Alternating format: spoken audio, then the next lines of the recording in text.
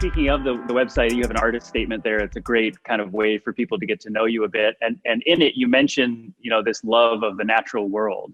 And I wondered if you might talk a little bit about that. Did that start at a very early age, and where did that come from, do you think? Yes, it did start at a very early age. My family had a cottage on southern Lake Michigan down near St. Joe Benton Harbor area.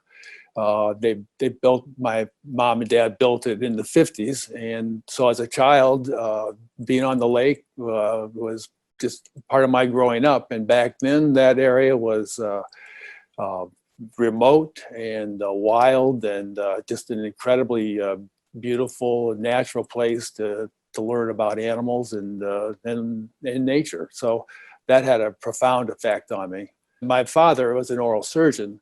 So I think through him became very interested in science.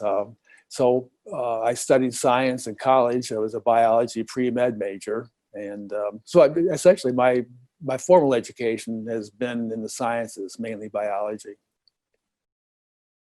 Tell us a little bit about this, Bill, in terms of how you created this and what's it made of, and some of the things that happened along the way. Mm-hmm. Well, this piece was made in 1982. That's a long time ago. And I actually got an individual creative artist grant through the Michigan Arts Council. And back in those days, they were available to individual artists, which was a great gift. So this piece is made out of welded steel.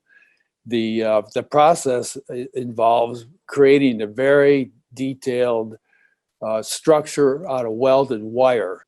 There's literally thousands of welds creating this wire structure. It's a heavy duty wire. So then once this very detailed structure is made, I take small pieces of sheet steel that I've cut up, and then I apply it over that wire form. So it's a skin of metal going over this wire structure.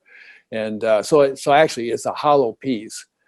And then once it's completely covered over, I'll weld together all the seams, and in this piece I used an arc welder as well to create a lot of the texture on the surface.